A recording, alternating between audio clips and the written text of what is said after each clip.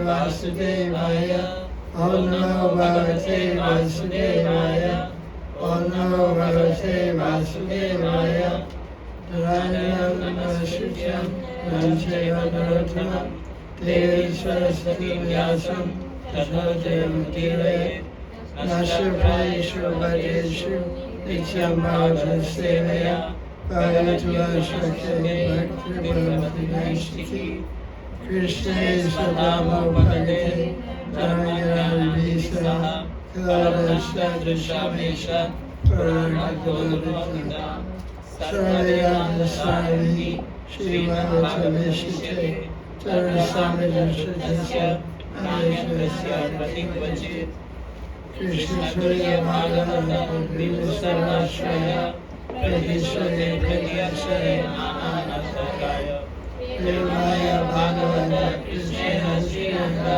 Jayate. Okay, so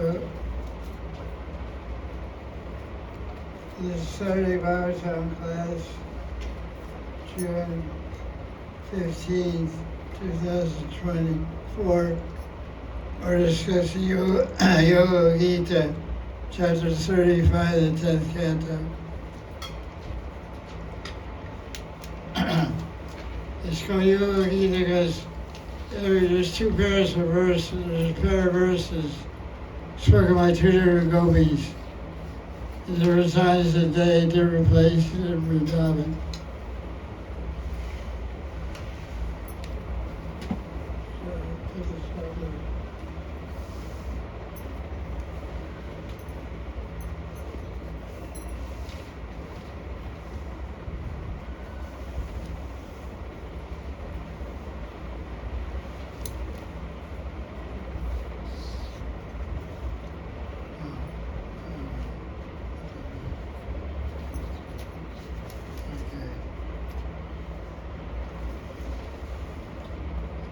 But before we start discussing, last week we started Yoga Gita, we did verse 2 and 3. Where the gopis are again glorifying Krishna's flute. So you may see some parallel here between this chapter and one other chapter. Yoga Gita. The acharyas compare these two chapters. 10th canto, chapter 31, Yoga Gita, chapter 35, Yoga Gita. So what are the similarities and differences? So I have some things written down, I have some notes written down.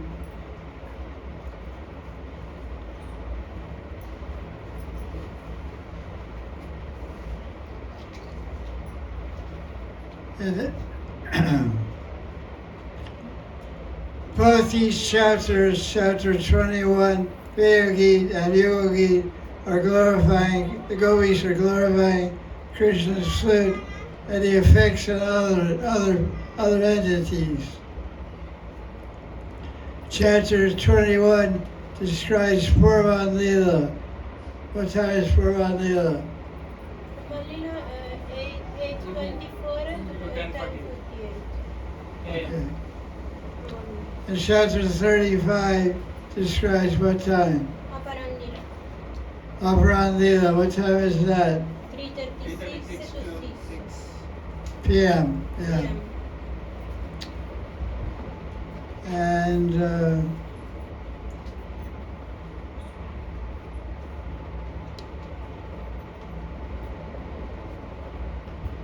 chapter 21, what season is it? Autumn season. Sharitu, autumn season.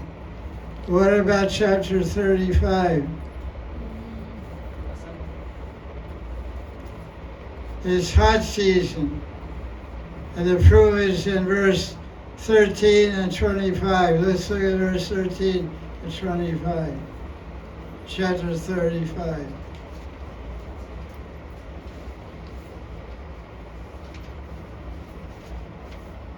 What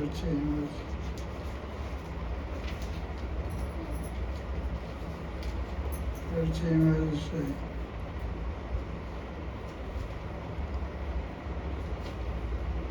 clouds, showers, flowers, shade from the sun. So that's shade from the sun. What does it mean? Let's repeat the question. Yeah, hot. Veda Gita is when? Autumn season. And so yogi is when? Hot season. Now. Summertime. Hot season. And also verse 24. Let's look at verse 24.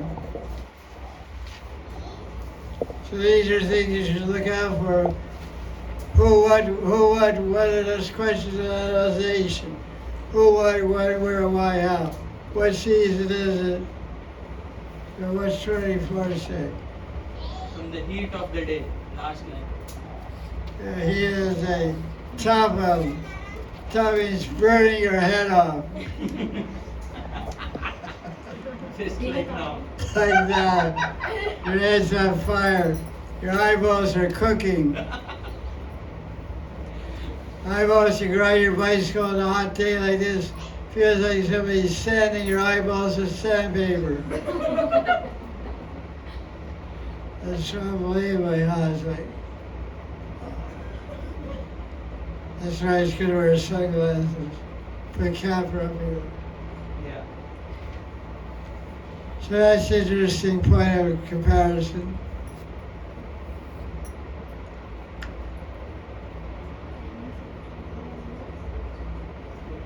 What else we have here?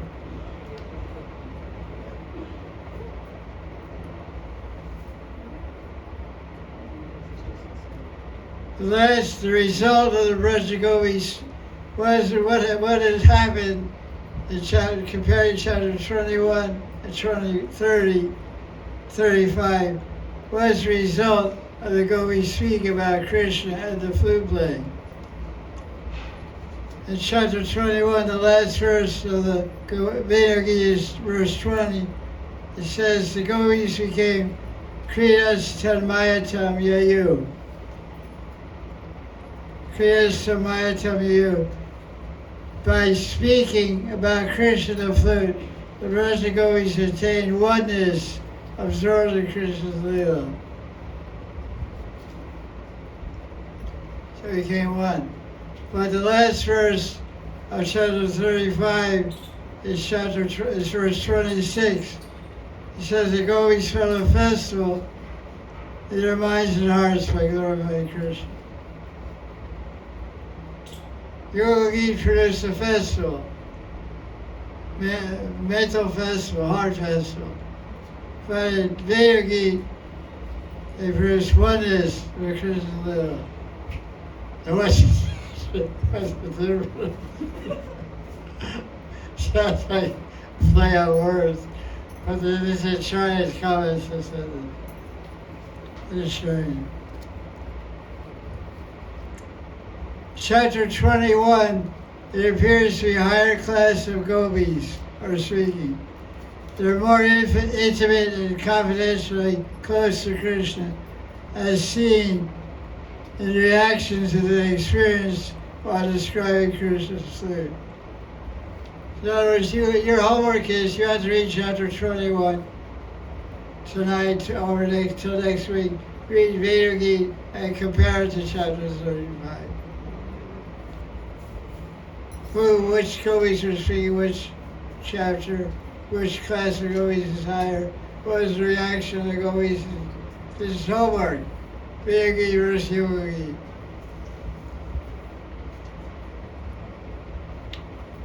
So what I'm trying to say is a higher class, more intimate, confidential gopis are closer to Krishna, the Veda Gita, as seen the reactions they experience while describing the Krishna, the flute, the forest, the creature, and separation.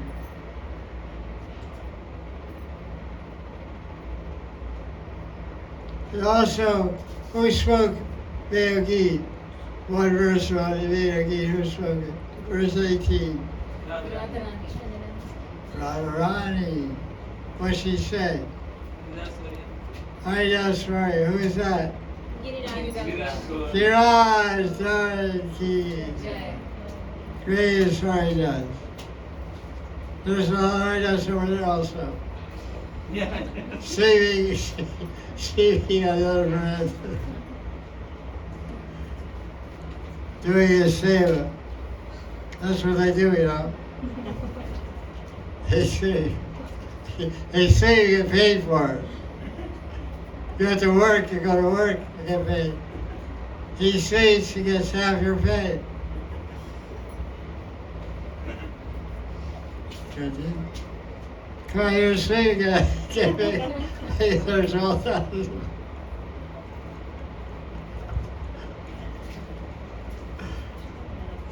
It's Veda Gita. While the gopis are speaking, they become agitated by lust. They start embracing each other because of that. And in madness of Sringer Ras, they even start calling each other Amba, verse 14. Is Veda Gita. Veda Gita chapter 4, they become agitated, verse number 4, chapter 21, become agitated by lust. And because they start embracing each other because of that madness of Sringarati, verse 5, they call each other Amba, which is a madness of intimacy, verse 20. These proofs that these are most exalted Brajagopis become one with the Leelas that are describing. Krishna Tadmayatam.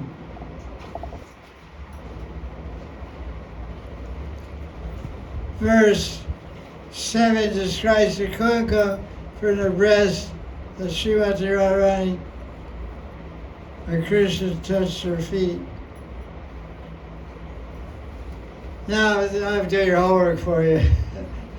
Chapter 35, Yugala Gita. In contrast, the Brajagopis here seem to be less close and less intimate with Krishna. So you have to read it to find out the difference. How do you prove they're less close, less intimate? They're more service-oriented, they're more dasarati. They're like, give me an example of service-oriented Sakis and Madhurati. Give me names. Oh, Brinda Devi, that's one. Dinesh, that's two.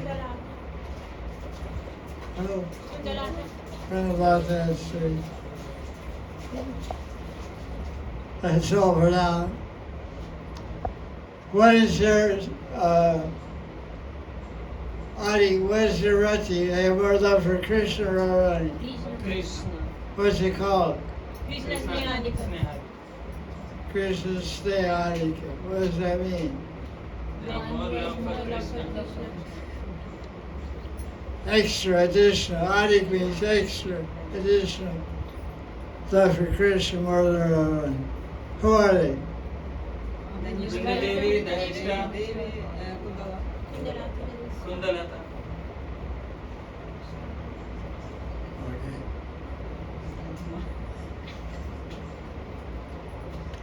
These Brajagopis describe that their minds ran after Krishna. They felt sad in his absence.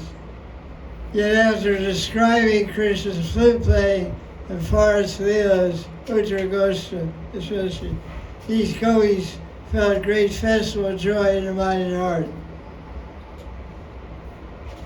These Brajagopis in chapter 35 also spoke verses while in the association of Mother Yashoda, verse 15 and 20. Chapter 35, look at verse 15 and 20.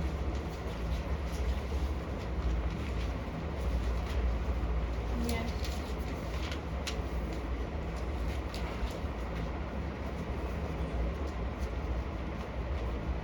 See Yashoda there?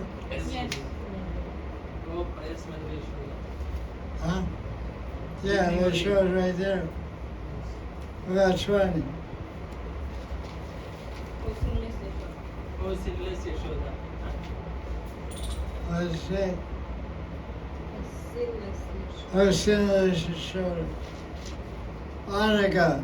Anaga means no sin.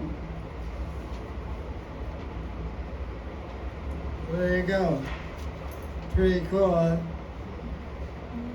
But the Vedic is the Gopi speaking to your Yashoda?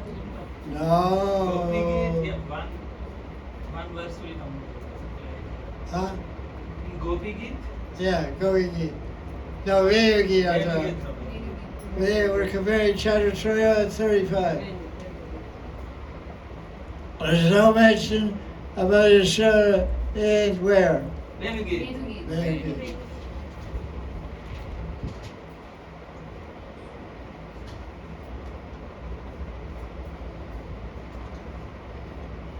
Seems clear to me, says MS.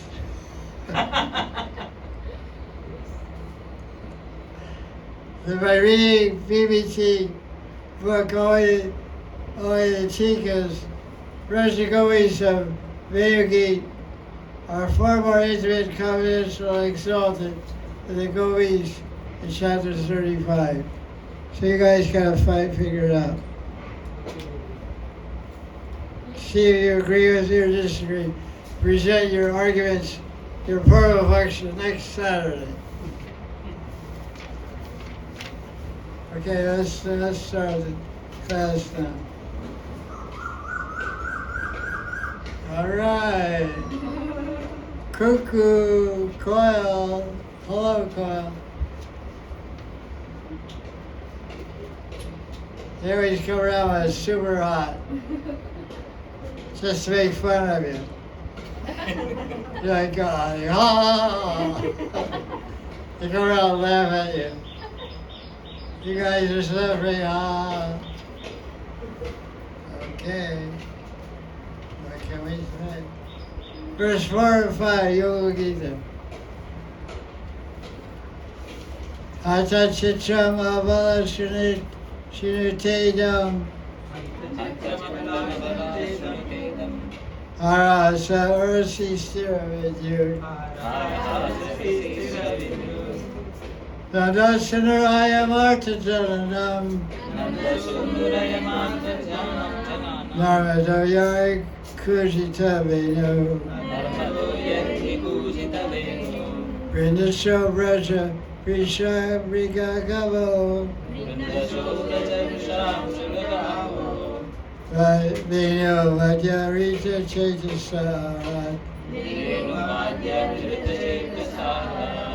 Tatatasya kavala tritakarna. Vidrita likita chichamivasan.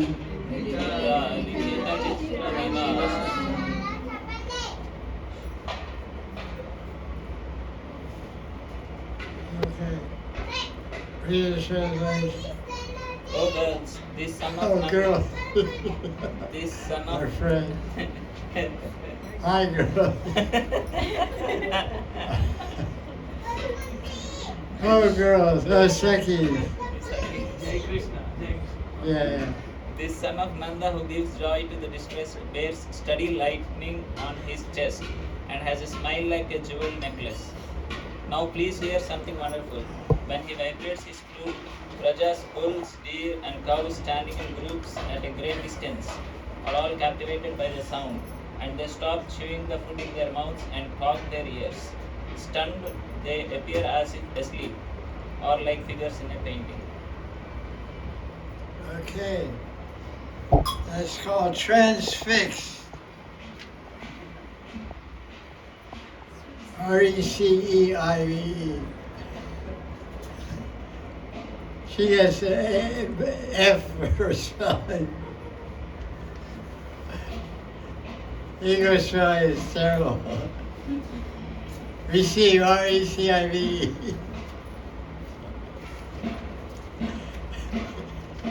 Always correct her. She knows Italian though, that's pretty good. That's the main thing. Okay. So let's see what else we have.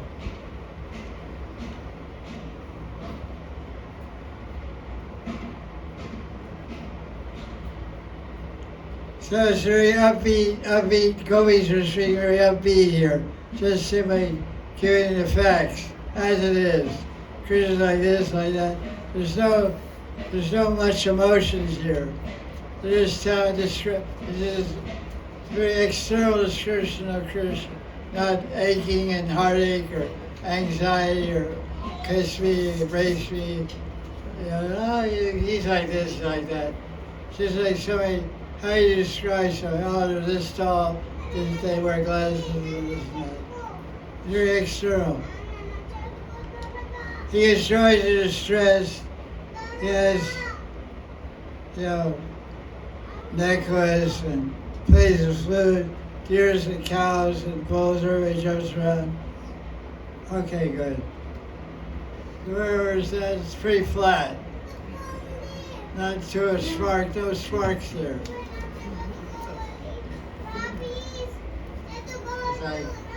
Did I love the guy or what? It sounds like a daily newspaper report.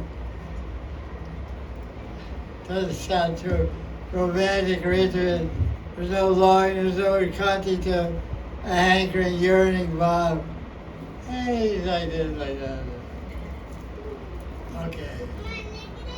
No big deal. Reveal Gitas, another thing.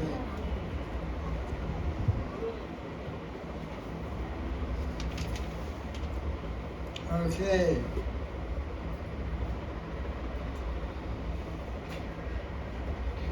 That's 4 and 5, huh? Yes. Here's Prabhupada's translation. My dear Sakhis, Krishna is so beautiful that Lakshmi Devi always remains on his chest, and he's always adorned with a golden necklace.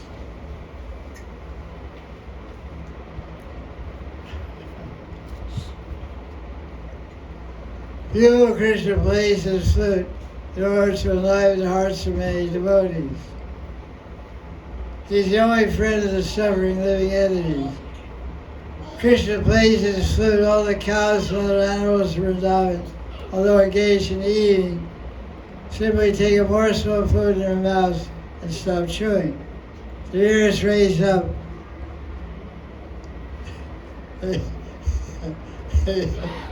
He becomes stunned. They do not appear alive, like everybody in this room.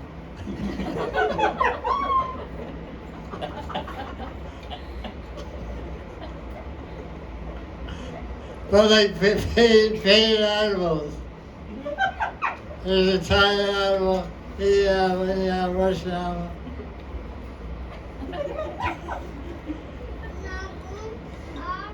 Krishna's flute playing is so attractive.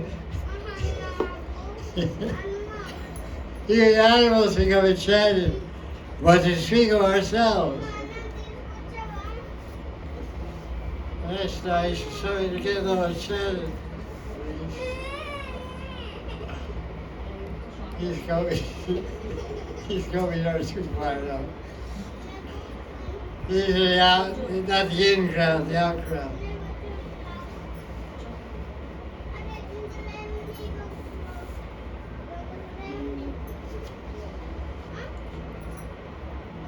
Here's the Gita Press translation. Pretty interesting. Oh, here are this strange phenomenon. Oh, delicate women. So, how about that? Yes. Oh. Chitra. When this darling of Nanda,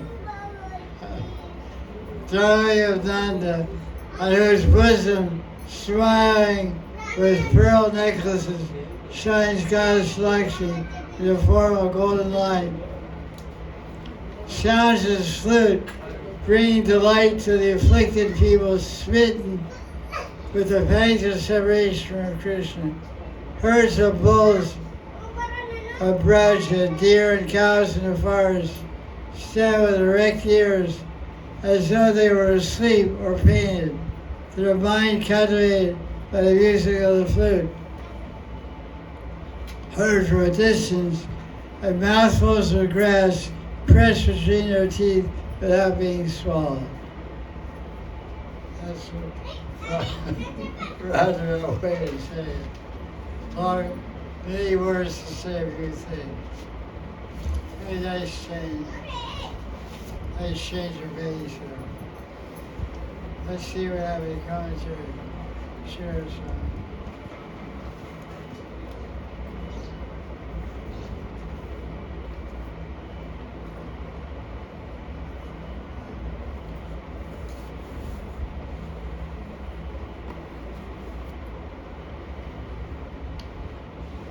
Okay, ready, Sean, let's take a look.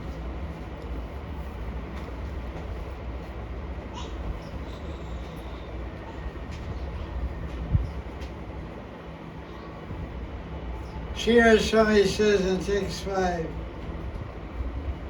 the bulls and deer and cows and brats have their minds stolen away by the playing of Krishna's flute, even though they are far away.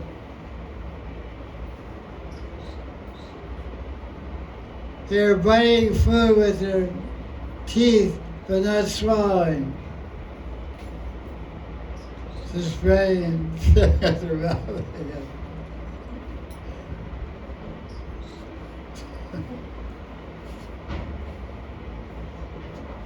This is very wonderful for such ignorant animals.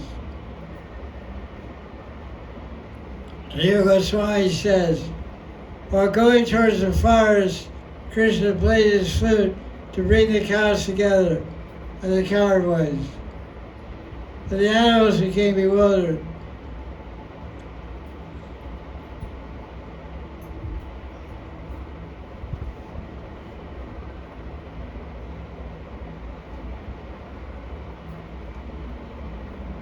The bulls were being locked up in the cow pasture.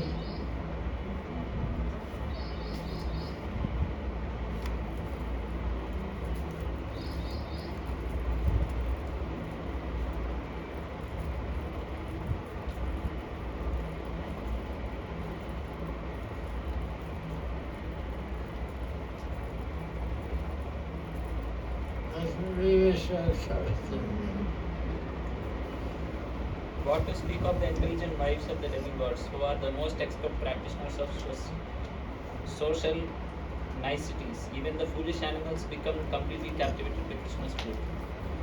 Another gopi spoke, this is wonderful, more amazing than the most amazing thing. Oh, we girls, from the very beginning, Krishna has stolen the strength of your chastity towards your husbands. On Krishna's cloud-like chest, effulgent with a pearl necklace resembling the row of flying prints, flashes the golden line of Lakshmi like stationary lightning. O gopis, the sunlight of your faithfulness toward your husbands become obscured by the cloud of Krishna's chest with its lightning and flying cranes. Krishna makes you who are suffering become the object of ridicule for society. How does he do this? Krishna does this simply by vibrating his flute. When you hear the seductive song of Krishna's flute, the knots of your undergarments loosen and the the garlands in your hair follow. You attain the state of Unmada and become the objects of everyone's ridicule. What to speak of humans like us? Even dumb animals become stunned by the vibration of Krishna's flute. When the bulls, cows, and forest animals hear the sound of Krishna's flute, they become stunned and cannot swallow the grass that they are chewing. The sound of the flute steals their minds and stops the functioning of their senses, so that they appear as if asleep. The chewed grass remains in their mouth without falling to the ground. Sanchari Bhava of Jadya becomes even stronger. They become completely immobilized and their breathing almost stops. Then rather than appearing like statues, they look like painted pictures. This gives rise to the mellow of wonder or amazement known as Adbhuta Rasa. What kind of love is Adbhuta?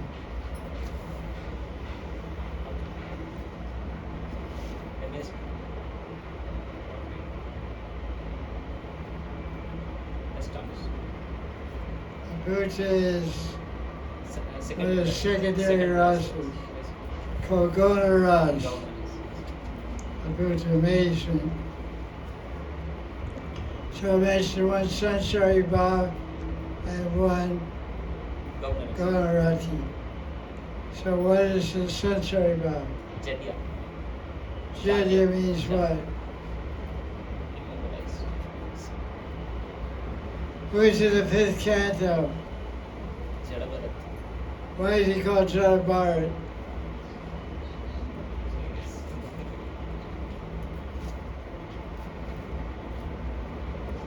Who is his father? His father is Brahman. Rishabhadev. Rishabh. I think so. Yes, in first life, yes. In Jadabharat's life, Brahman is. So Jadabharat was, what was the characteristics of Jadabharat?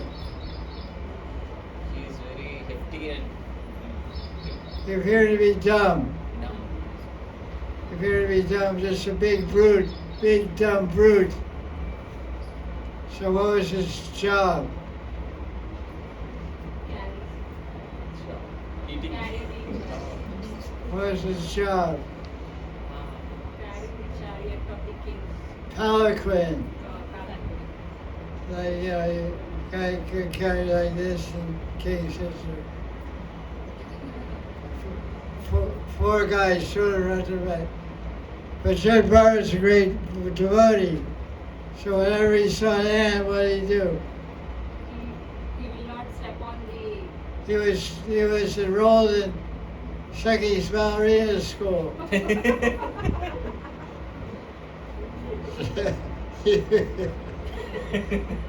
was walking. He went with tiptoe, and he go down, and so the falcon was going. He's supposed to go like this, go. The king said, what's going on, you guys? Said, this big dumb guy in the back. I thought he was deaf and dumb. So Jada means stone-like. So it's a Sanchari Bhav.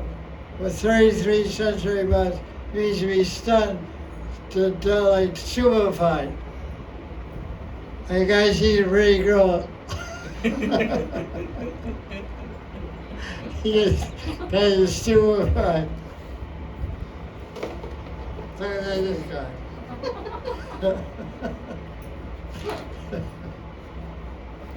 Demonstration. So who became Jadya? And cows, bears. Jadya, stone-like. Okay. Let's see.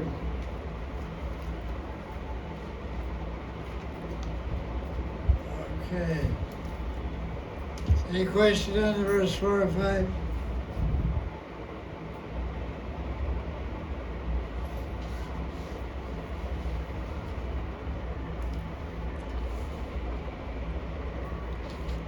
What's the word, first line, verse 4, third word, abala, what does that mean?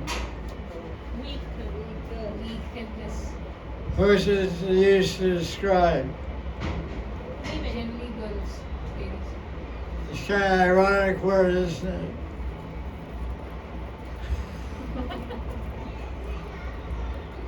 I say it's an ironic word. They have all the power and all the strength. They're called abala. They have the strength of beauty and the strength of speech and clever minds. So with these three things, they conquer the whole world. So the Sanskrit writers and acharyas are mostly men. So they just keep one little humble. They say that abala. The abala? It's like calling a lion abala.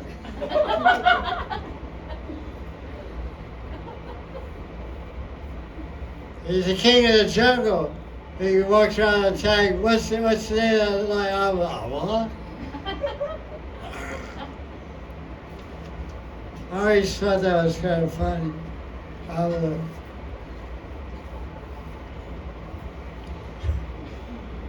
Everybody knows. And we have an expression in America, it comes from 1920s, where women wore dresses and men wore pants.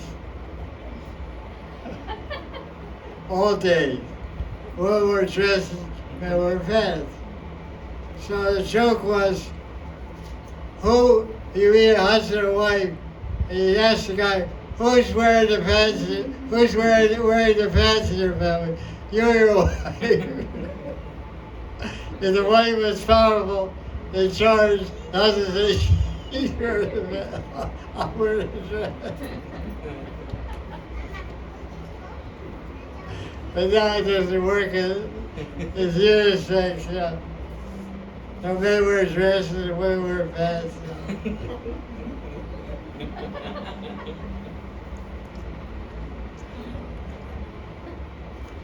They're a different kind of world.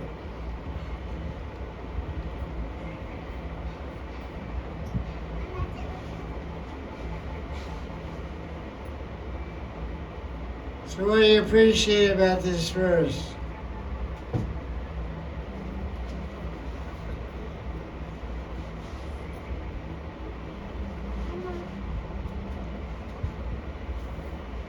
It's very nice Sanskrit, very poetical Sanskrit.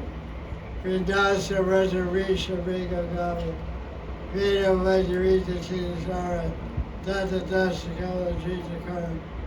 So much rhyming. Vrinda, Braja, Risha, Riga, Gava, Veda Vajra, Danta, Dasta, Kabbalah, Jita Karma, Nidrita, Likita, Chitra Yasa. It's very beautiful Sanskrit. Amazingly beautiful.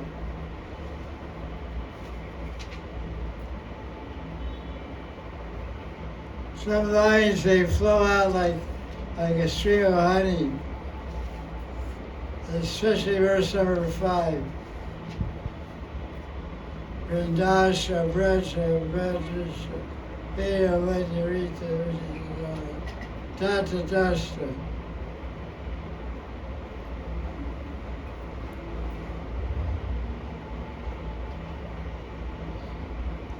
To just see how the animals of Braj are so much integrated in Krishna's Leela.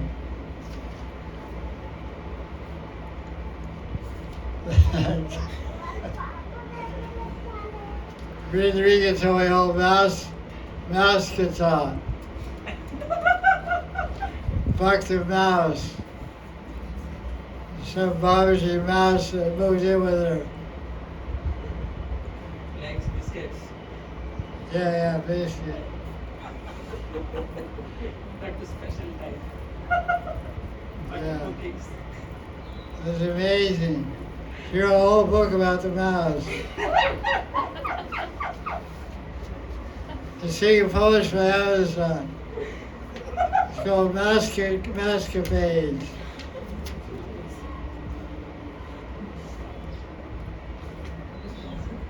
Lady and the Mouse.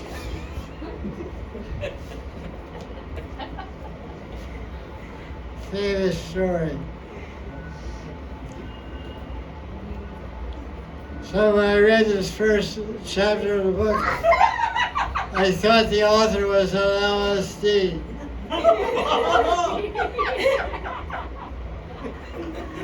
And having so many visions, the mouse had wings, it was flying, and it was diving in Litakut, swimming in the waves, flying out Litakut like a flying fish.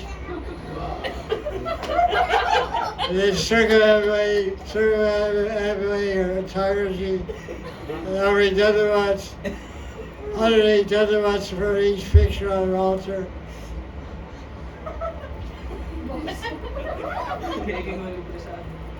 And before the mouse went to sleep, he put tilak on.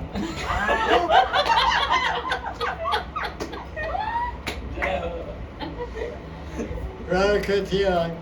And because she had so much affection for him, she made a small garland and offered to Giras and over the Bhagavad the mouse. That's how chapter 1 ends. You know?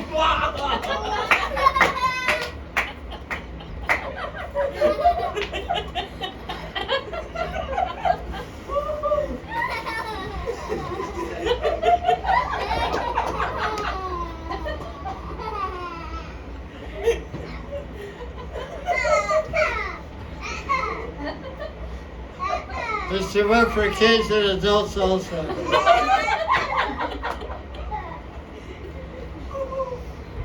I can't wait for chapter 2.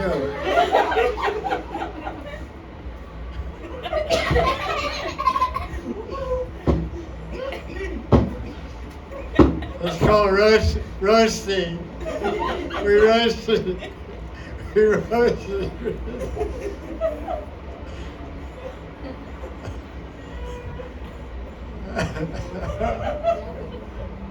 That was great. It was the best thing I see in years. There is no moment when you have disciples.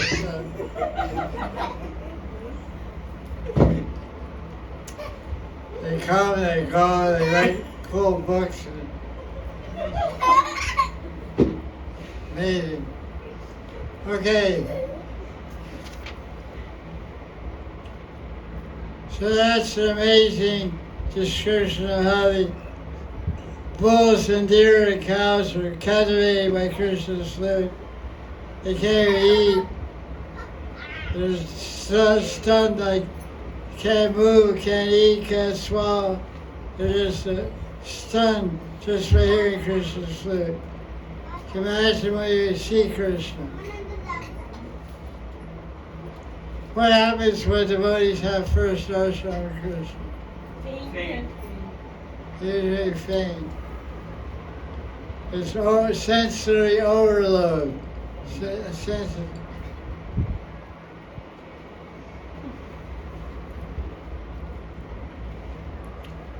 What happens after that? Describe a drink Kadamini. Eighth shower. Sound or smell? Smell. Smell or sound? Smell. Krishna touches the And feel. Smell or sound or hear sound? Smell. What's the first thing when you have darshan of Krishna? You faint. How does Krishna revive you? It is fragrance. Fragrance. Fragrance.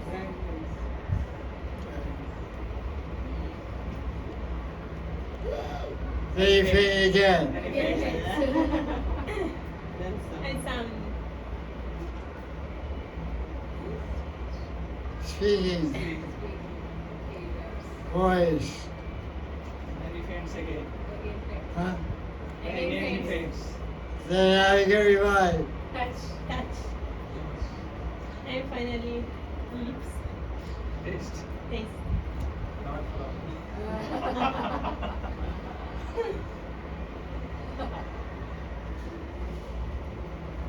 Okay. Waiting for a day.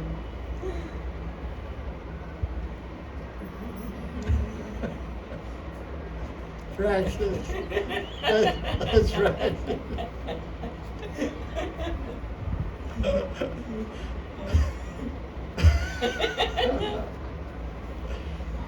You guys are in practice now.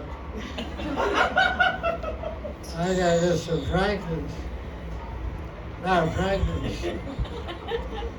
I have to go back to school. So it takes number 6 and 7. Yoga Gita. This is Aparapni Leela. Huh? This is Aparapni Leela. Yugala. Yugala Gita. Afternoon, yeah. That's what they said.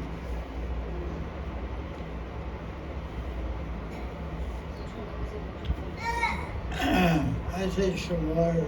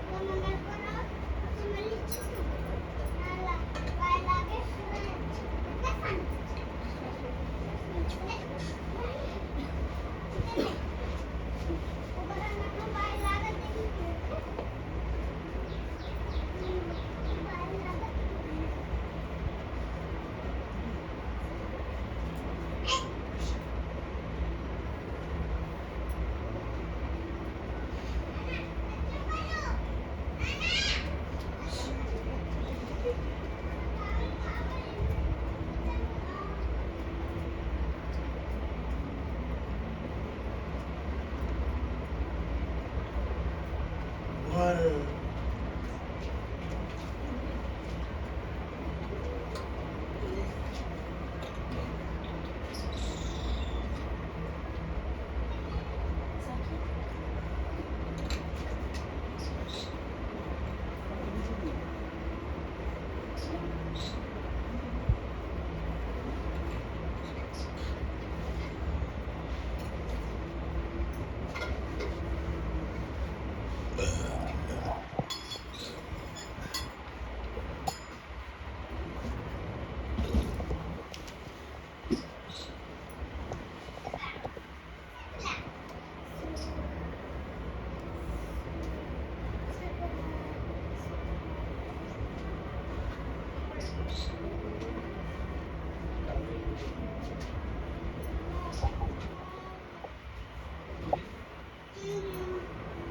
Six, 5, 6 and 7. Parayana Savakatatu Palashare, Paramala Pariparamidamba, Karichit Subala Ali Sagoper, Kasamavayati Yatravakunda, Hari Bhagna Gati Asari Tovai, Tapan Tatpadam Bhajaraja Nidanitam, Sri Ayatir Vayam Ivava Upanya, Kriva Vebita Puja Simitapa.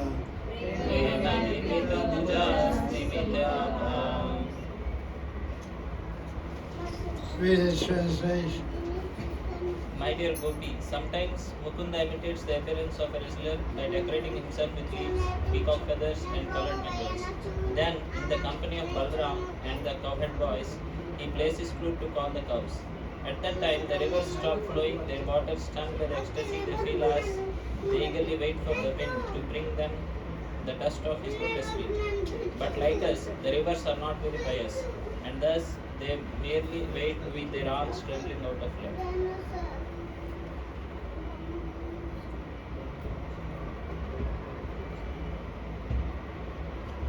What is this verse? What the Gopis describing? This verse describes the symptom of what?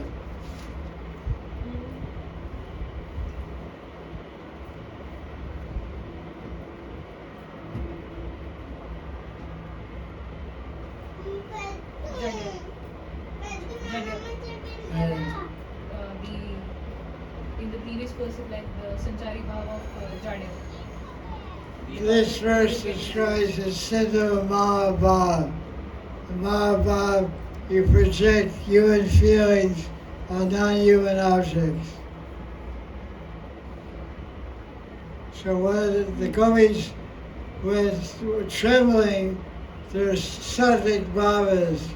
What is trembling?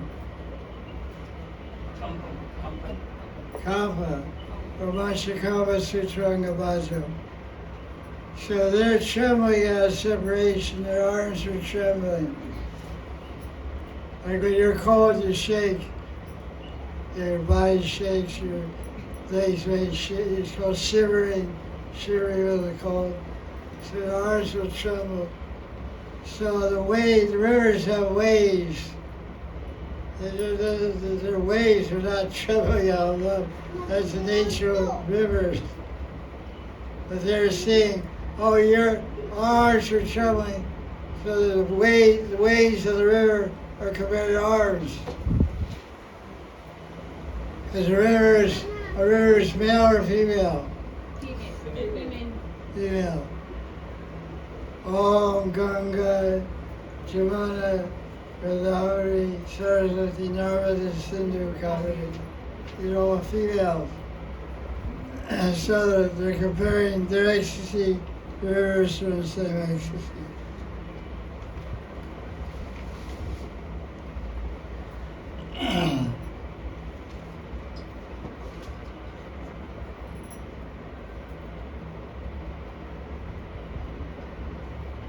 What is this showing? It's showing what? What is this verse showing?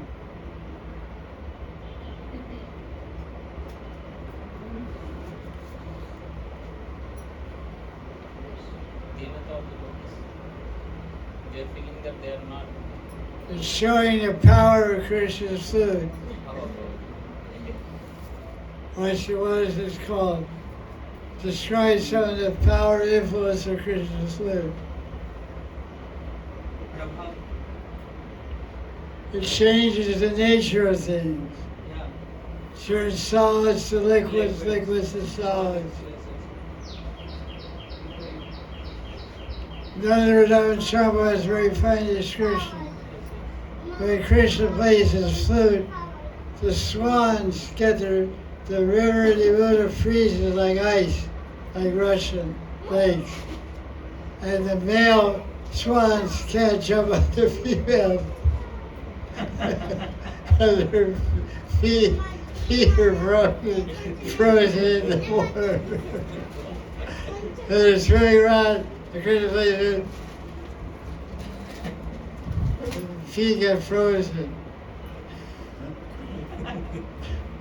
And the birds, they stick their beaks in the rivers to drink water. And then they get water freeze, they get their nose stuck. They put their nose in the drink water, and the nose freezes in ice. Can't pull their beak out. Difficult, hard time. What happens to the rocks that go over them? They what? Flowing like rivers. Mineral rivers. Mineral rivers. Silver, gold, purple, yellow, red. Really psychedelic.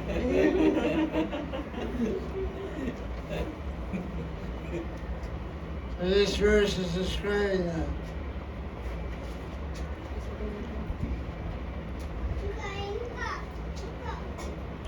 When happens when Krishna plays the flute, the rocks start dancing. And the animals don't move anymore. Moving objects become immobile. Trees start walking. Hey, come back here, you tree. I'm going, bye. I'm going down to Sucky's house. Yeah. No, he's got nice peacocks down there. It's not alive.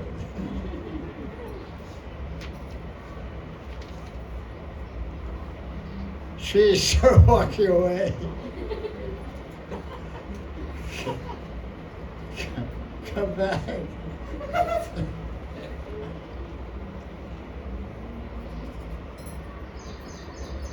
Amazing, huh? Let's see what Maharaj's translation is.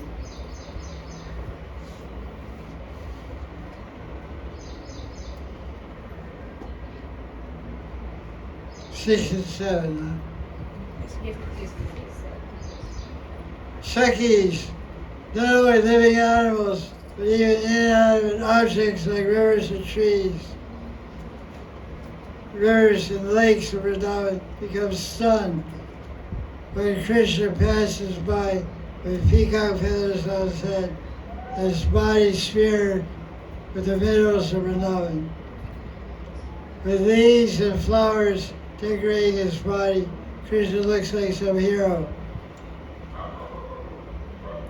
Where Krishna plays his flute and calls the cows with Balaram, very Yamuna stops flowing and waits for the air to carry the dust from Krishna's feet. However, River Yamuna is unfortunate like us. It does not get Krishna's mercy.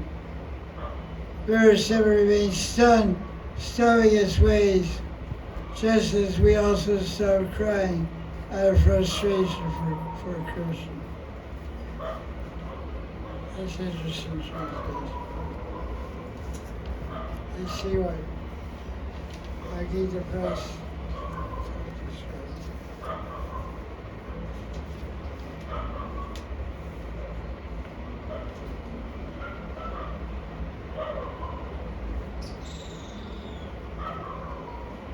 Whenever Mukunda and Balaram put on the garb of a wrestler, decorated with peacock feathers in their hair and tender leaves, and painted with minerals of various colors. Oh, Saki, they call the cows by their names with the flute. The inanimate rivers stop their flow. With the arms of their waves, they try to embrace Krishna. When they fail in their attempt, they yearn for the dust of Krishna's feet carried by the breeze. But eventually, the waters become still as though in despair because they have bad fortune like ourselves. That's true. In other words, the rivers stop moving. So you go and see the rivers stop moving. They're usually flowing. They hear Krishna's flute, they stop moving. And Gopis was saying they're in despair. Rivers are unhappy. So they just don't move. So they're projecting human emotions on the river.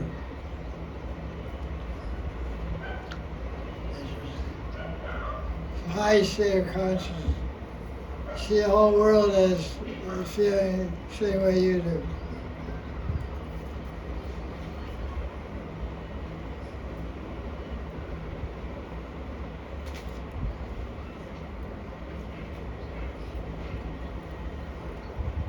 Shri Swami's commentary on 6 and 7.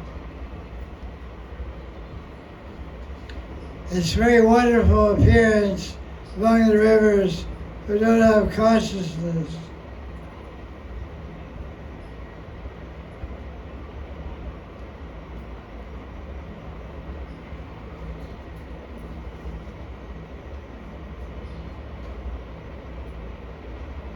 The rivers, when they hear Krishna's flute, their currents become broken and they try to catch the dust of Krishna's feet carried by the wind. But they cannot attain the dust of Krishna's feet because they're unfortunate like us. Now the arms of their waves of the river, are simply shivering out of love, and their water becomes motionless.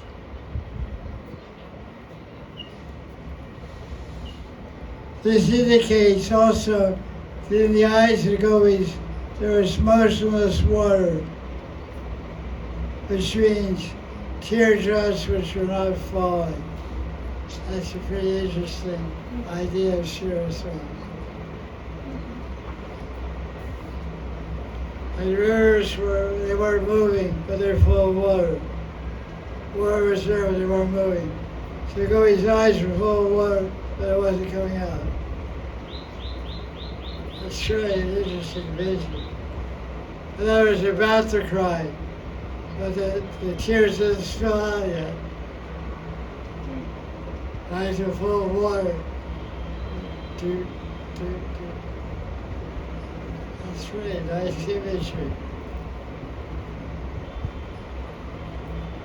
The gobi also indicates the eyes of gopis were emotional as water, meaning the teardrops are not falling. The eyes are full of tears, but they weren't falling.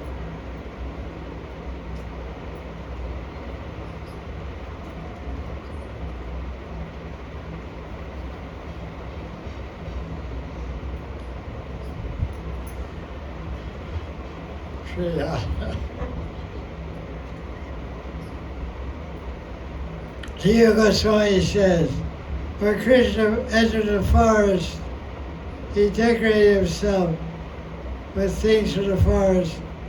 Then he went to a place quite a distance down the river where there were many ponds in order to give the cows water. Then he played on his flute in such a way to call the cows. But even the rivers themselves experienced a rising of spiritual ecstasy, became bewildered.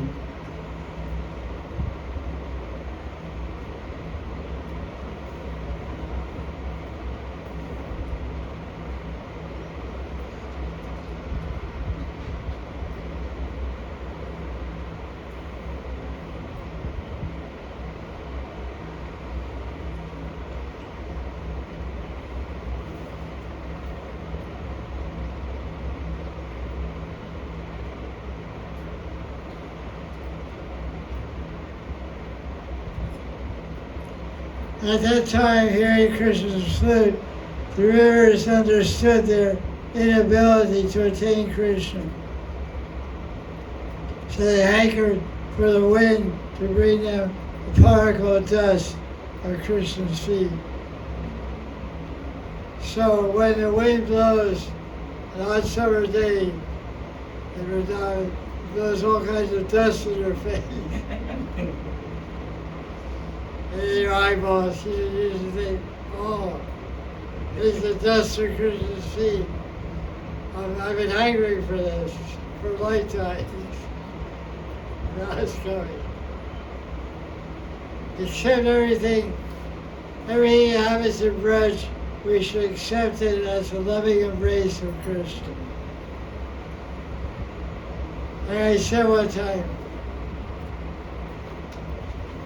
I think it's my sweet nose. Krishna's love comes as a slap, a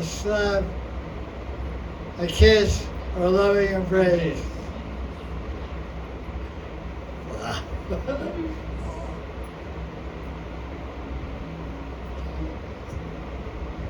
Sometimes Krishna's love comes as a slap, a kick,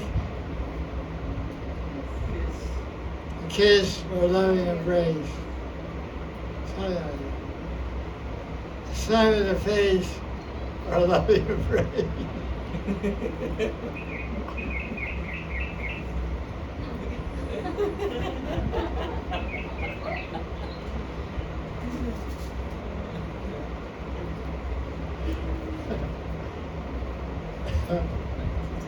Confirmed by Mr. Birdie. Revision commentary. In this verse, the gopis state, what to speak of conscious beings such as the bulls and deer. Even the unconscious entities become stunned on hearing Krishna's flute. One other gopi spoke, when Mukunda is decorated with mineral powders such as red earth and leaves, peacock feather or peacock feathers and flowers, he imitates the attire of wrestlers yet mocks them with his incomparable brilliant beauty.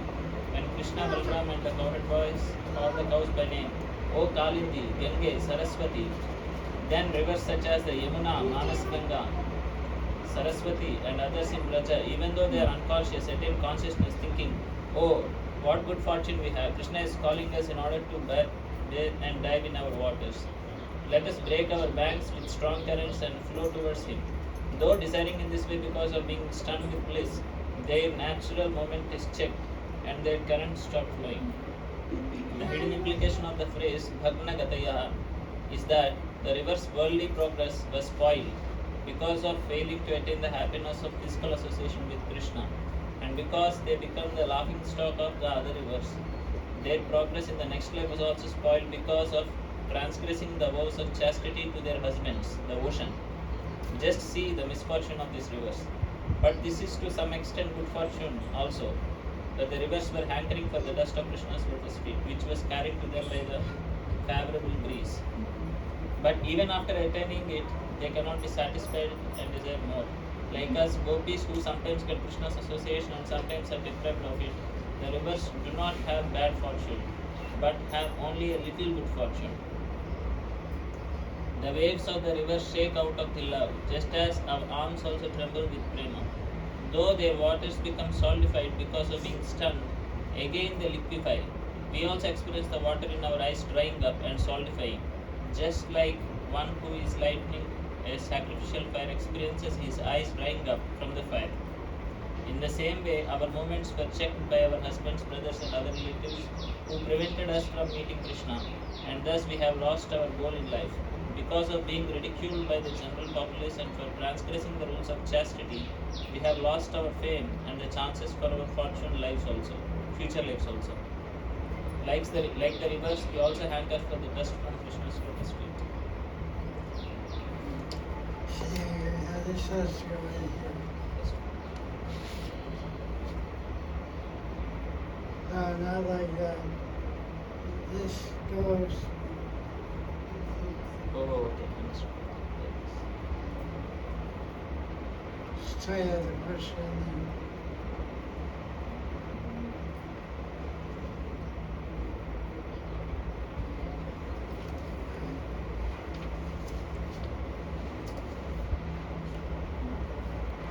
there. Any questions on this for 6 and 7? My question in general for Yugala Gita, that other gopis like Madhurika, Induprabha, Kalavati, Hiranyangi, these other gopis like possible that they speak Yugala Gita or only Vrindadevi, Danista and Kundala? What's the last part of the question? Before you said that gopis like Vrinda, Danista and Kundalata, it's possible that they speak this Yugala Gita.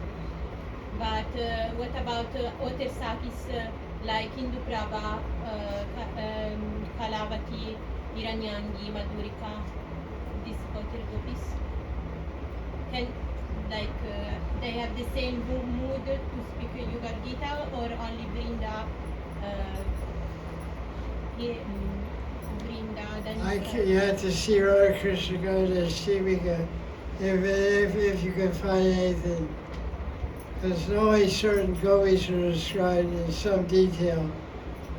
Just names are there, the sevas. The individual bhavas are not so much known. So I can't tell you directly. From this commentary, can we say that these are the gopis who were stopped by their husbands during the Raslila time? Because they were mentioning here that in the same way our movements were checked by our husbands, brothers, and other people who prevented us from meeting Krishna. And Yoga Gita. Yeah, just in this commentary.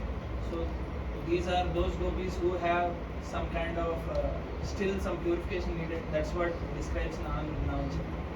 Can say that.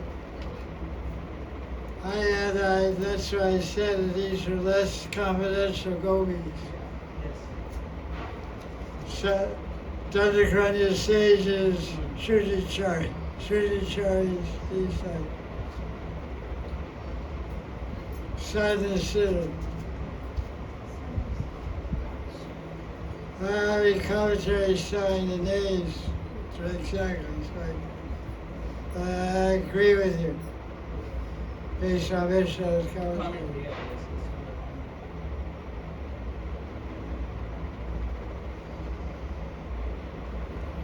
I thought it's interesting, one thing to note, that Krishna, he's the son of a king. His father has so much opulence, gold and diamonds and jewels. But Krishna doesn't like, he likes dirt, dirt and feathers and seeds and flowers from the forest. He said he decorates himself with leaves, peacock feathers, and rock powder. Yes, yes. That's what verse 6 and 7 are describing. So there's no Aishwarya Braj. No Aishwarya. The pure Madhurya, clothing peacock feather.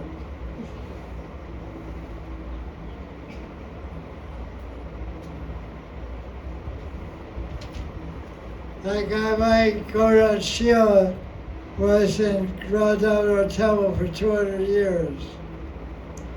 He was given to one Babaji, Gita Das Baba. Then later he was given to Parvat Swami. The Parvat Swami gave him to me.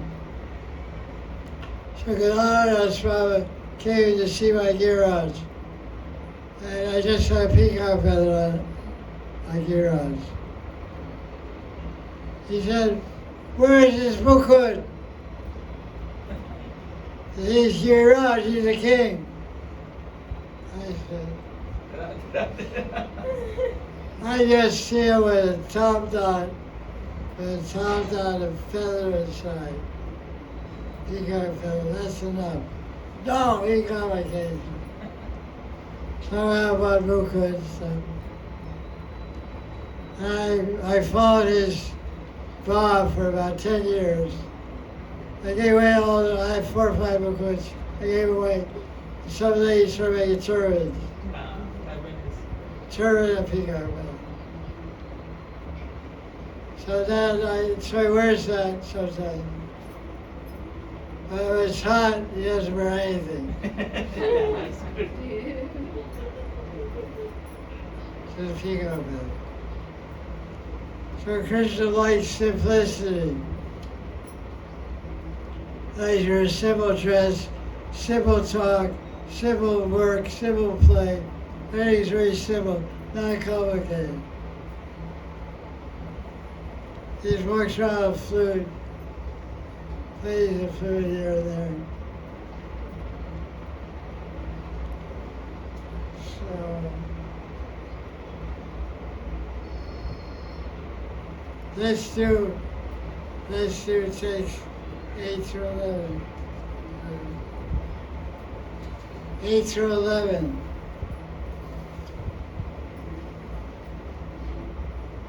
I wrote, I read. Come outside, come in the fan. So fan.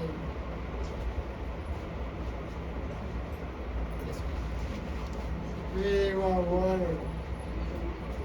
Go in the kitchen, get to go through the cold water. So, say sure. Say sure, fan.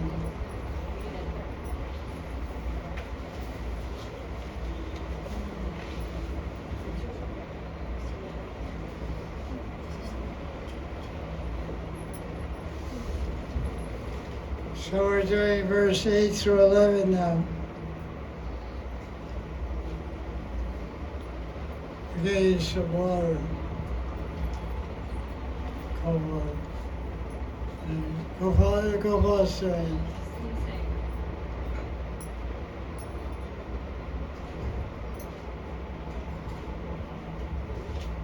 Water's there. Clay pot.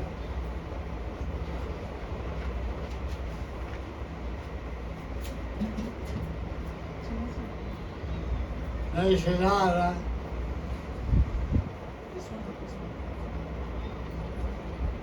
Want to share? Want to share?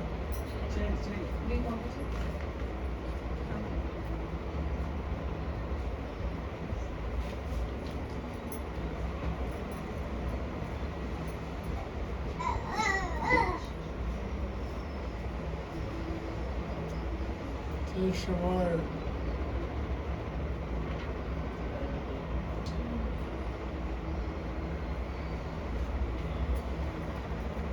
Trees, Samandu Vali Tavirya, Adi Purushi, Vatsa Bhuti, Vacho Giri Tatesha Charantir Vedana Vayatika Siyadahi. It's a long verse.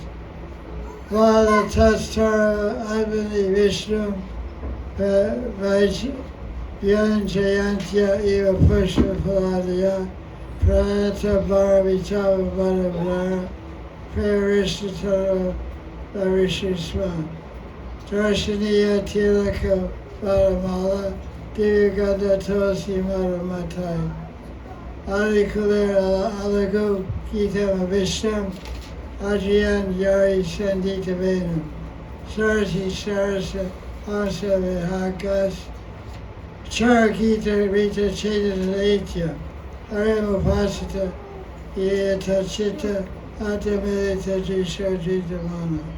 Read it, translation. Krishna moves about the forest. Jersey. Krishna moves about the forest in the company of his friends who vividly chant the glories of his magnificent deeds. He thus appears just like the Supreme Personality of Godhead, exhibiting his inexhaustible opulences. When the cows wander onto the mountainsides and Krishna calls out to them with the sound of his flute, the trees and creepers in the forest respond to by becoming so luxuriant with fruits and flowers that they seem to be manifesting Lord Vishnu within their hearts. As their branches bend low with the weight, the filaments on their trunks and vines stand erect out of ecstasy of love of God, and both the trees and the creepers pour down a rain of sweet sap. Maddened by the divine honey-like aroma of the tulsi flowers on the garland Krishna wears, swarms of bees sing loudly for him, and that most beautiful of all persons thankfully acknowledges and acclaims their song by taking his flute to his lips and playing it. The charming flute song then steals away the minds of the cranes, swans, and other lake-dwelling birds. Indeed, they approach Krishna, close their eyes, and maintaining strict silence, worship him by fixing their consciousness upon him in deep meditation. A lot of verses. Let's see another translation. Right, it's Prabhupada's translation.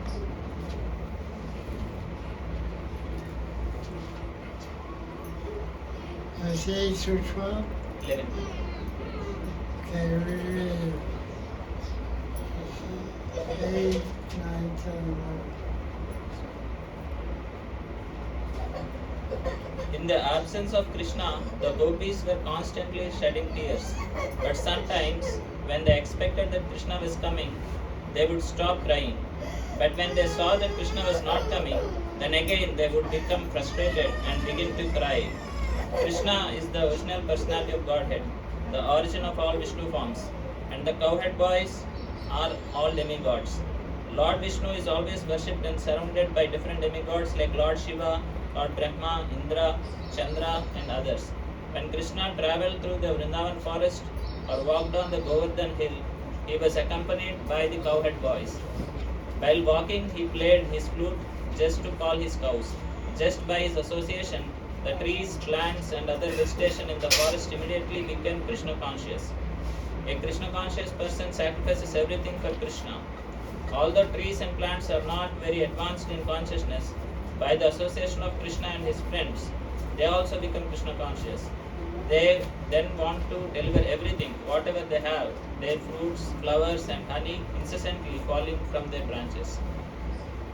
When Krishna walked on the bank of Yamuna, he was seen nicely decorated with tilak on his head. He was garlanded with different kinds of forest flowers, and his body was smeared by the pulp of sandalwood and tulsi leaves.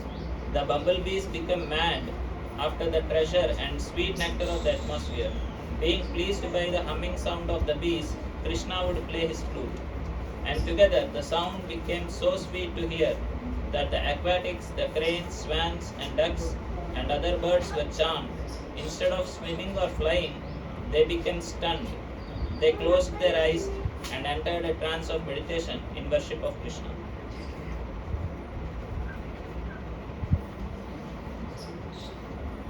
So can you see it? It's a picture painted with words. Shukadeva Goswami has painted a picture. This is Yugala Gita, chapter 35, the 10th canto. The gopis are glorifying Krishna, playing his flute in the forest. He's trying to give us a vision of this. Because when we read Shastra, we're supposed to hear with our ears and see with our eyes or our heart. To see this actual sight that's being described here. Very beautiful picture of Krishna. With the cows, the cowboys, how he's decorated, how beautiful he is. Because, Shastras are showing us the spiritual world. But the only way we can see the spiritual world is by very attentively hearing. It's described that when Shukadeva Goswami spoke the Bhagavatam at Sugartal to Pariksha Maharaj, there were thousands of sages there. Everyone was hearing with complete absorption and attention. So it's very hard to be concentrated and fixed on subject matter. But Shastras demand that we have to actually enter into Shastra, we have to have the power to concentrate and to meditate. That's why so much emphasis is given on purifying the mind, so the mind can be peaceful and peacefully listen and try to enter into the description and experience the feelings and deals being described in the Shastra. Can you read Vishnu's commentary?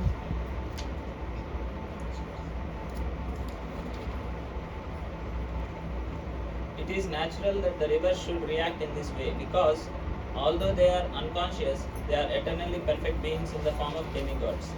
But just see how even the most dull entities like trees, who have taken a low birth due to their previous karma, release transcendental mellows from hearing Krishna's flute. In this way, another group of gopis spoke. Although Krishna is endowed with unchanging opulence, similar to Narayana, nonetheless he wanders through the forest with his cowherd boyfriends because of his affection for the living entities dwelling there. At that time, just as household Vaishnavas and their wives become ecstatic when they hear a Sankirtana party approaching and offering obeisances, similarly, the creepers of the forest who are female and the trees who are their husbands bowed low with their branches and vines, as if revealing Lord Vishnu within their minds. They weep abundant tears in the form of streams of honey. The trees appeared beautiful, rich with flowers and fruits. The flowers represent the Sanchari Bhava of joy, and the fruits represent the Sthayi Bhava called Rati. Their completely bent branches indicate the Anubhava of paying obeisances. The statement that the filaments on their trunks and vines stand erect out of ecstatic love indicates the Sattvika Bhava of Romancha. After describing the Vaishnava status of the trees and the creepers, like that of Grihastha devotees who are still attached to the pleasures of household life, the gopis describe the swans and cranes as self-satisfied sages, Atmaramas, worshipping Vishnu upon hearing his flute. Krishna wore attractive tilak markings made from red mineral clays. The phrase can also mean that Krishna is like the tilaka of all extremely beautiful persons, worth seeing. Krishna wore a Vaijayanti flower garland with flowers of 5 different colors interspersed with divinely fragrant tulasi, whose honey was sought by greedy bees, humming loudly due to intoxication. There may be an objection. Usually lotus, jasmine and nagakesara flowers are described as fragrant by ordinary people. Though the glories of tulasi are much greater, she is not normally considered an especially fragrant plant. The objection is answered as follows. Ordinary people cannot perceive tulasi's fragrance, but early in the morning, spiritually advanced persons can experience her fragrance as greater than that of the lotus. The bees who are privileged to swarm about the flower garlands on Krishna's neck certainly appreciate this fragrance. Actually, the most sublime fragrance of tulasi is only fully appreciable to the super excellent and most perfect sense of smell of Krishna himself. By the covering of Yogamaya, Tulsi's fragrance cannot be appreciated by anyone else. The Bhagavatam explains that the most fragrant plants in Vaikuntha also appreciate the special qualification of Tulsi Devi. Although flowering plants like the Mandara, Kunda, Kurabaka, Utpala, Champaka, Arna, Punnaga, Nagakeshara, Bakula, Lily, and Parijata are full of transcendental fragrance, they are still conscious of the austerities performed by Tulsi, and Tulsi is given the special preference by the Lord, who garlands himself with Tulsi leaves. The word Abhishtam indicates that when Krishna thought about what pitch he would play on this flute, the bees would buzz, and Krishna would thankfully acknowledge them. Excellent, excellent, my dear bees. I see this is the correct note, and play his flute according to that pitch. The word Sandhita Venu means that the Sri Krishna placed his flute firmly upon his lips. The melody emanating from that flute was certainly the most enchanting of sounds, as the gopis described in this chapter. Hearing that sweet song, the water birds left the lakes, approached Krishna, and worshipped the Lord by looking at him, listening and meditating on him. The phrase Militat Drisha, they closed their eyes, indicates the birds were absorbed in the rapture of relishing rasa. Closing one's eyes due to relishing transcendental mellows is an anubhava, a sign of ecstatic love for Krishna.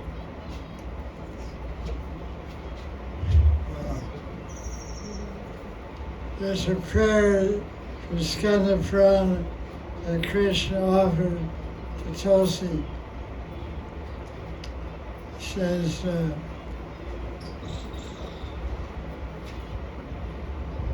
Pushpasara Tulasi, Vishwapavana, Vishwapurja, Brinda Vrinavani. Says Tulsi is the essence of all flowers, Pushpasara Tulasi.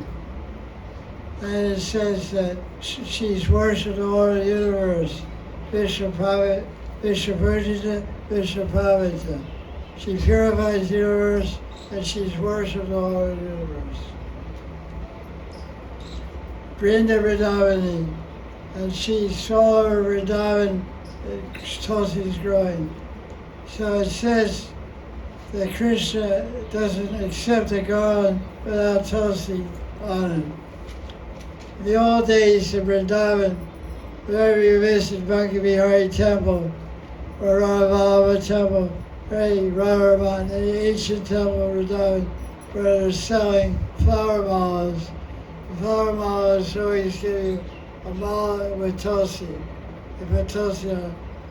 Because if you go to the Pachari, you order just a mala, there's no Tulsi. Pachari say take it back. Because Krishna, they can't offer a mala to Krishna without Tulsi on it. This is the niyam. There's verse in the Bhagavatam also Rasula chapter.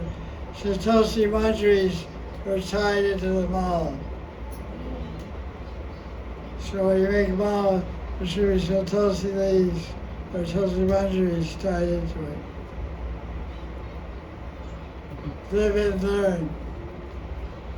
She makes malas, but she doesn't put Tulsi inside. Nowadays, for convenience or for what modern speed or convenience, they don't put Tulsi in with a mala. First time I came to Vrindavan was 1977. From 77 until 2005 or 10, they always put Tulsi in the mala. Now, they don't do it. But this was a Shastra Niyam. Pujaris were very strict also.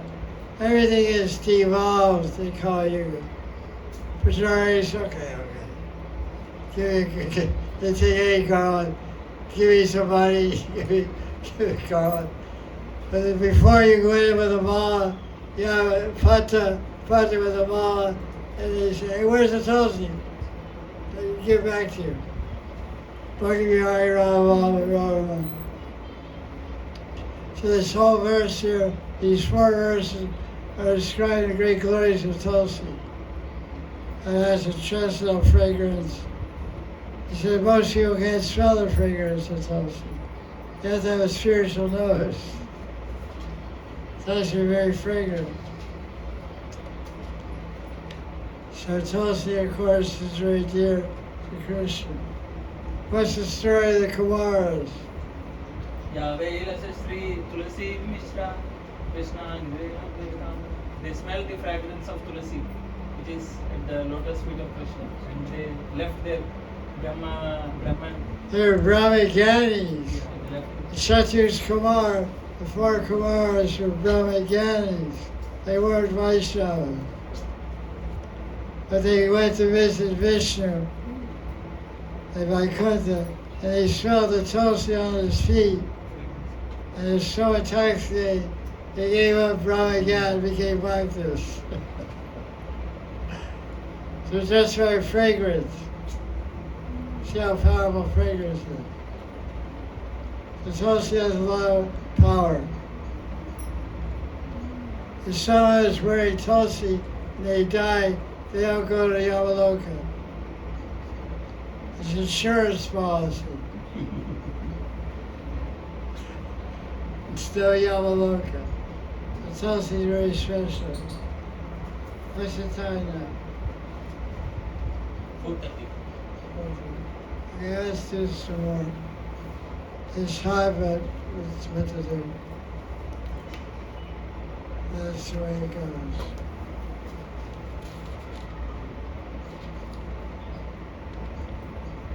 This is called Yugala Gita, pairs of verses spoken by gopis in different places, different times, in separation from Krishna.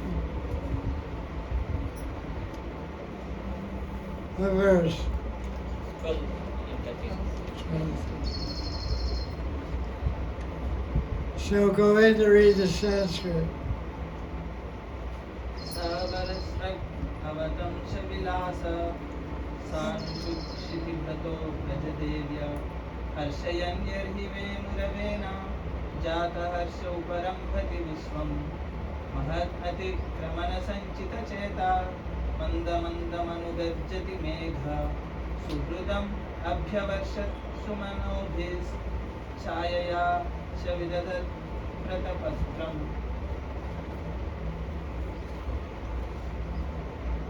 Read the translation. O goddess of Braja, Or Braja Devi. O Brajadevi. When Krishna is enjoying himself with Balaram on the mountain slopes, playfully wearing a flower garland on the top of his head, he engladdens all with the resonant vibrations of his flute. Thus he delights the entire world. At that time, the nearby cloud, afraid of offending a great personality, thunders very gently in accompaniment. The cloud showers flowers onto his dear friend Krishna and shades him from the sun like an umbrella.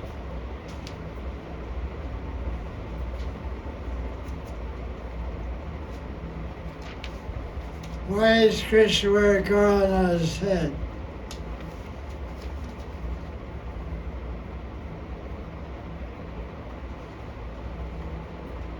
So he's wearing a flower ball on top of his head.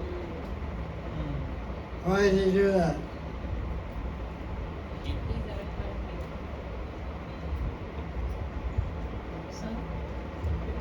are Like umbrella.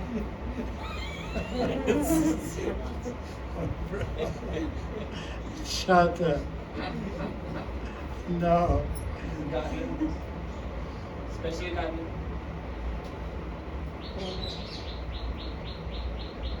Or They are beautiful. Simply tying the knot, decorating the knot. to show his charming nature, his artistic flair, Vidagdhamana, Chitra Vidagdi, artistic.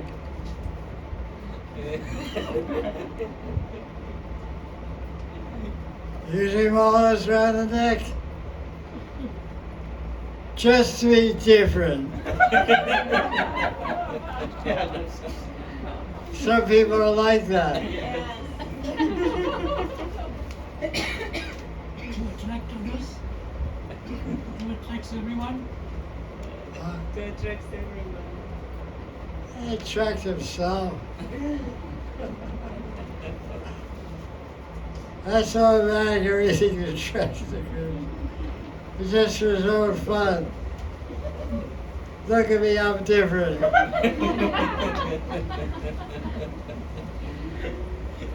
Being blue is not enough. His brother is white. His Sridham is golden color. He's the only blue guy. But then tell that with this.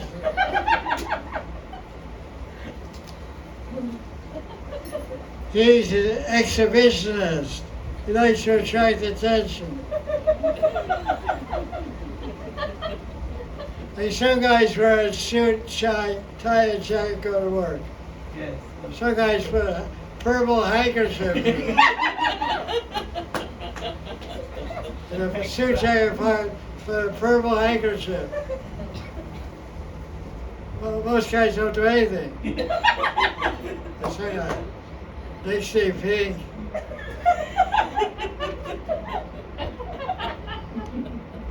Be different. So Krishna's the original. Very original guy. Very original. It's to catch your attention. It's like a hook. You put a hook in the water, the fish is going, a little worm and hook it, catch your mind. So Krishna does things to catch your mind, catch your heart, catch your mind. Way he stands, way he dresses. Because he has to do a lot of tricks to catch the conditioned soul. The way he walks, the way he dresses, the way he plays, the way he stands. Somehow he has to hook us, catch us. Vishnu's commentary, read it? No.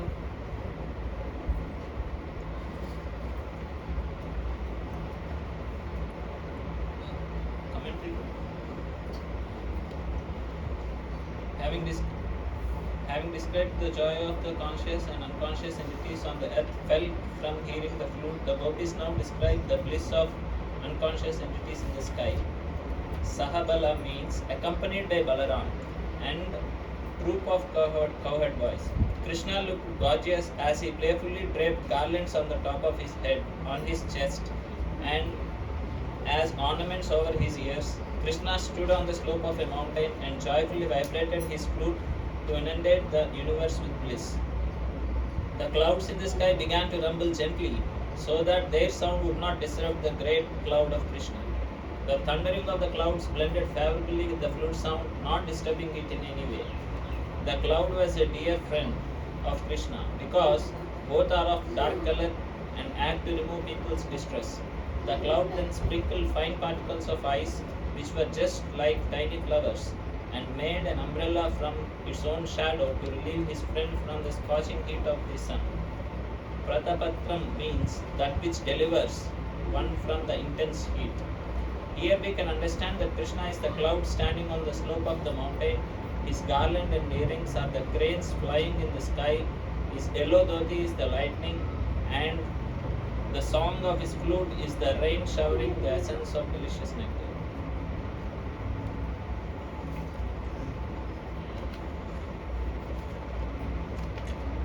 Very graphic description of Krishna. Each verse is like a painting. It's like a whole painting. Krishna's there. It's like a movie.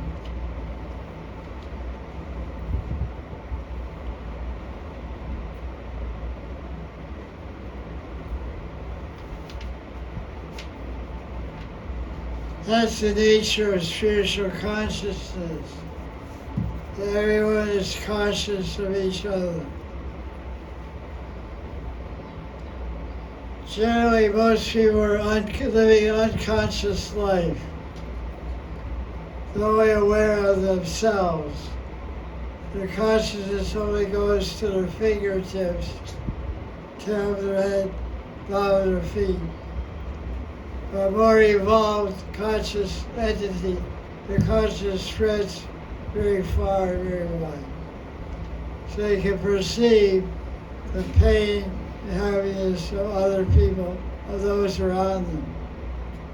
They're called empaths, empathetic people, sensitive people.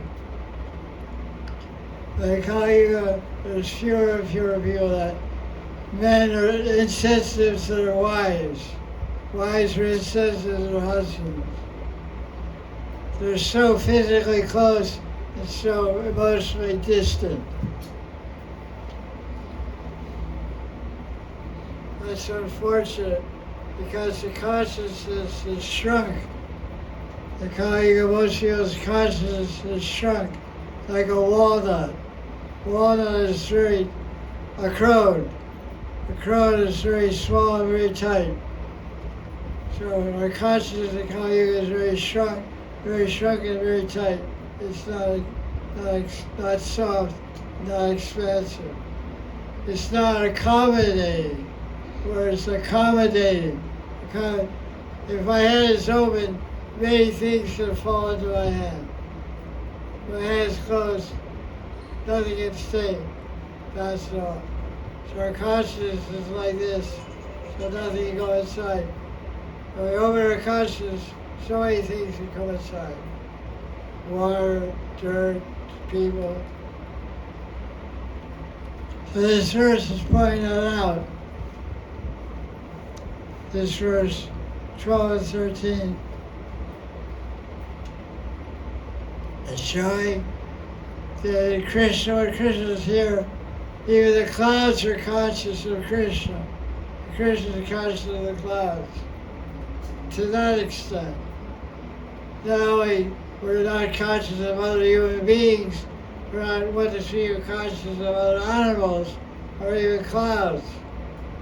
So there, in ancient times, people were integrated with each other, integrated with nature. It was called holistic view. Holistic. God, human beings, nature.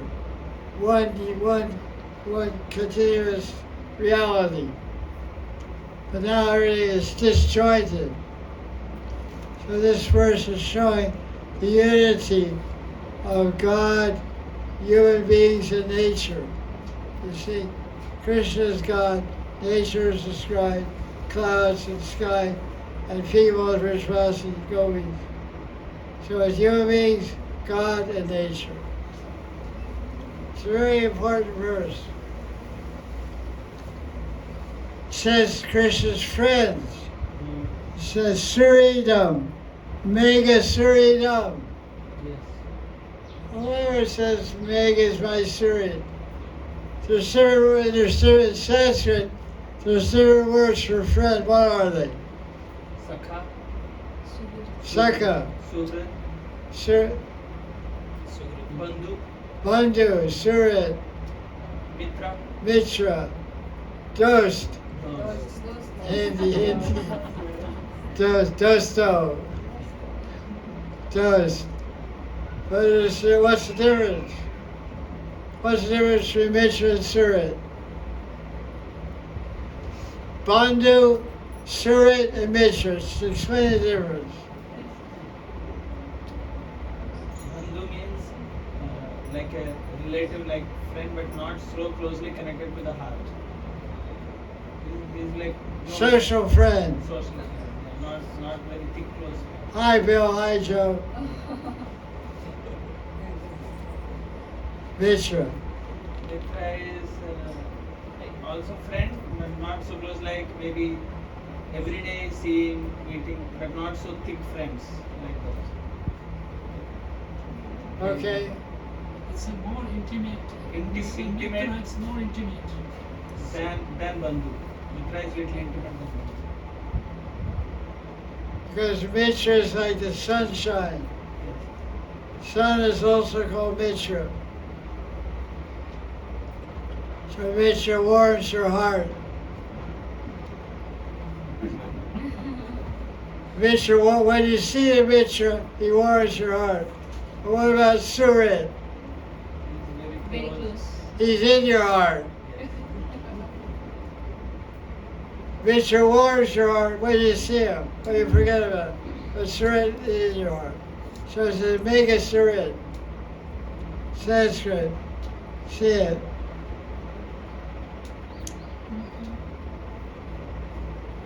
Is it there? Yes, yes.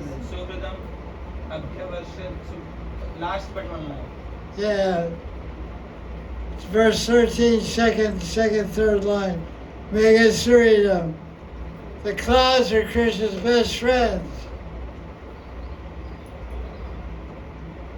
So see the unity, see the integration, God, nature, and human beings. The clouds, they're my friends. And it's sunshine, so they become clouds over my head like a chata. So they became an umbrella for Krishna. Pratatapa.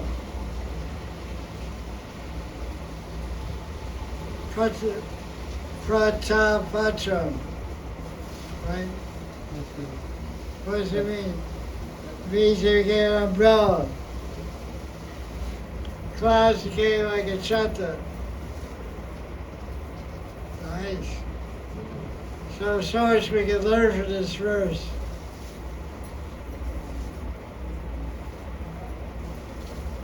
Faithfully wearing a flower garland.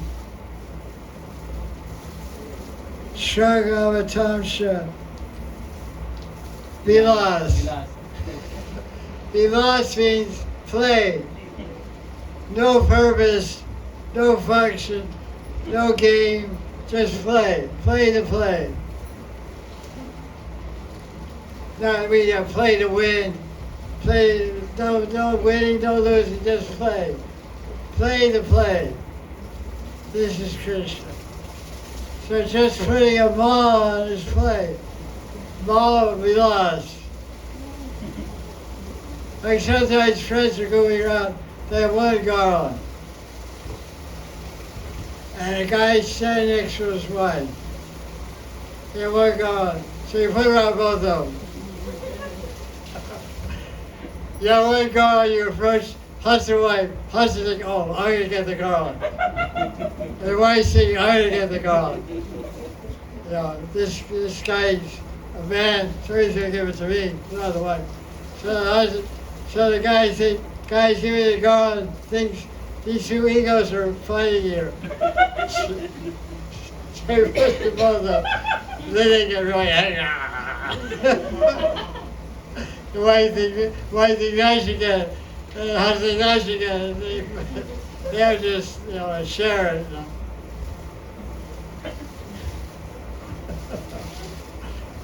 So Krishna's playing with his God. Bal Vilas, Shag Vilas. What is that? Shag Avatansh Vilas. Even putting a garland on, putting a ball on his play.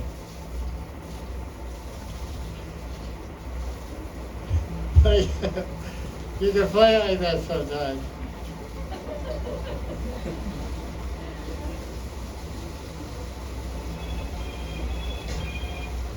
So many points in this verse. I think we'll continue next week with 14 and 15. Jai Jai Shri Ram.